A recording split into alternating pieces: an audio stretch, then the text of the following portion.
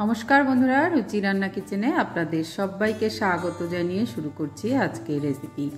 আজ করছি নিরামিষ কেক, একদম সম্পূর্ণ ডিম ছাড়া, তেল ছাড়া এই কেকের রেসিপি। তো চলুন দেখে নেওয়া যাক রেসিপিটা। প্রথমে আমি 4টে বাটি নিয়েছি আর এই বাটির মধ্যে দিয়ে দিচ্ছি তেল। একটু করে সাদা তেল দিয়ে দিচ্ছি এখানে। এবার তেলটাকে ভালো করে বাটির গায়ে মাখিয়ে নিচ্ছি। তেলটা মাখিয়ে নিয়ে এবার আমি দিয়ে দিচ্ছি আটা। এখানে আটা ময়দা যা হোক আপনারা দিতে পারেন। এটা দিয়ে এইভাবে চারি সাইডটাকে লাগিয়ে নেব।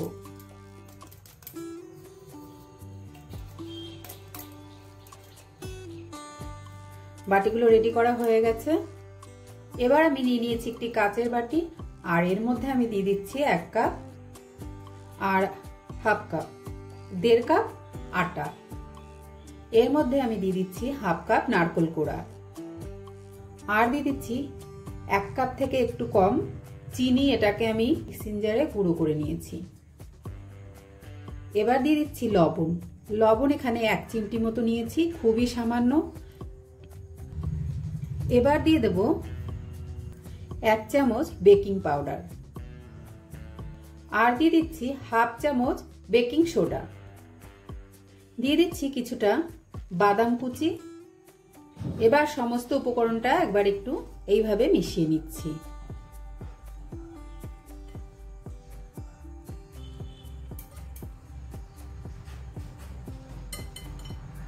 মিশিয়ে নিয়ে এখানে আমি দিয়ে দিচ্ছি দুধ। 1 কাপ দুধ দিয়েছি প্রথমে আর এখানে আমি আর1 কাপ দুধ নিয়েছি, এখান থেকে হাফটা দিয়ে দিচ্ছি আর বাকিটা আমি মেশানোর পরে কতটা কি লাগে সেই আন্দাজে দেব। আর এখানে আপনারা চাইলে ময়দা দিয়েও বানাতে পারেন। আজকে আমি এখানে আটা দিয়েই তৈরি করে নিচ্ছি।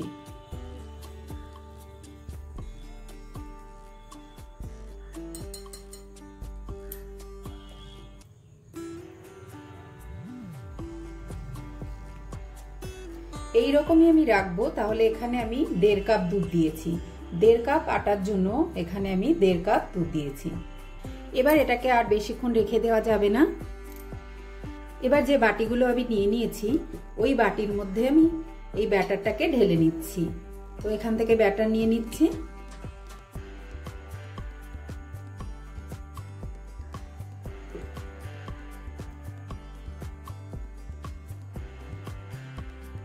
আর পুরো ভর্তি করে ব্যাটার দেওয়া যাবে না, কিছুটা খালি রেখে দিতে হবে।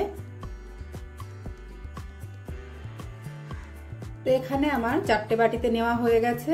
এর উপরে আমি দিয়ে দিচ্ছি নারকেল কোড়া।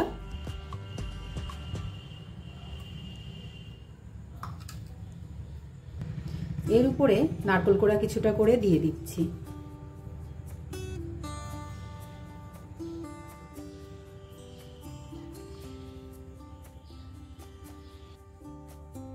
নারকেল কোড়াগুলো দেওয়া হয়ে গেছে।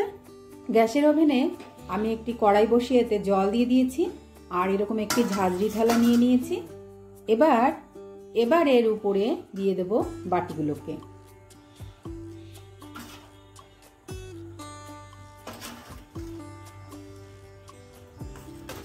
তো 4টে বাটি আমার এখানে দেওয়া হয়ে গেছে।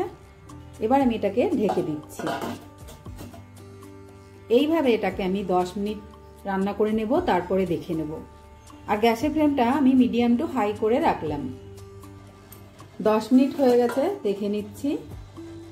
এবার আমি একটি কাঠির সাহায্যে দেখে নিচ্ছি ভেতরটা কিরকম হয়েছে। এখনো একটু বাকি আছে, কাঠির গায়ে লেগে আছে। তো আমি আরো 5 মিনিট, এবার আরো 5 মিনিট আমি লো ফ্লেমে এটাকে হতে দেব। আরো 5 মিনিট হয়ে গেছে।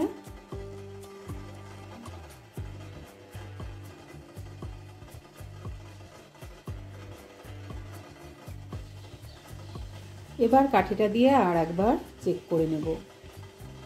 কেকটা হয়ে গেছে। এবার কেকটাকে নামিয়ে নেব, একটু ঠান্ডা হতে দেব নামিয়ে। কেকগুলোকে নামিয়ে ঠান্ডা করে নিয়েছি। এবার এটা আমি তুলে নেব বাটি থেকে।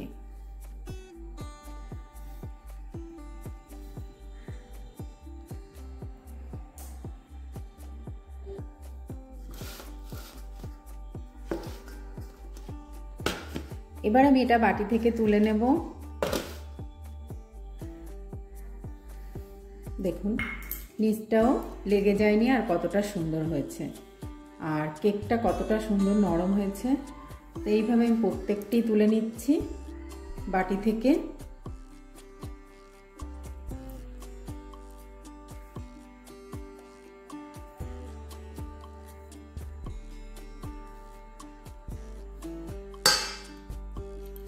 আর একটাও আমি দেখিয়ে দিলাম।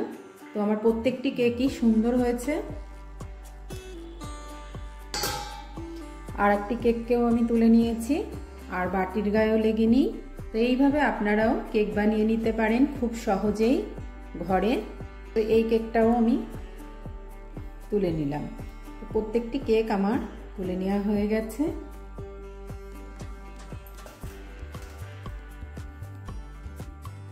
আর এই কেকের রেসিপিতে আমি কোনো রকম তেল ব্যবহার করিনি বা বাটারও ব্যবহার করি। এবার আমি একটা কেক একটু কেটেও আপনাদেরকে দেখিয়ে দিচ্ছি যে ভেতরটা দেখুন, ভেতরটাও কতটা সুন্দর হয়েছে।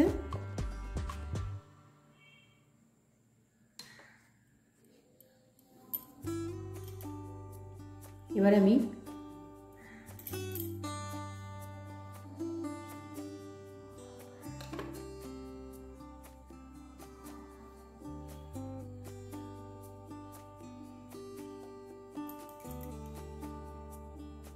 বাকি কেকগুলোও আমি একইভাবে কেটে নিচ্ছি।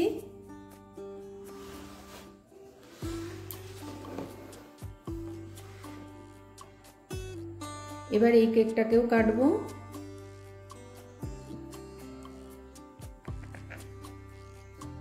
প্রত্যেকটি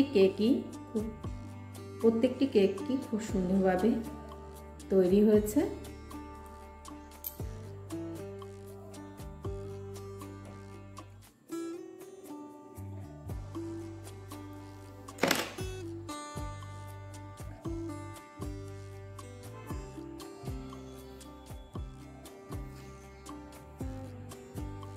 রেসিপিটা যদি ভালো লাগে অবশ্যই চ্যানেলটি সাবস্ক্রাইব করে সঙ্গে থাকবেন। আজকের মতো এই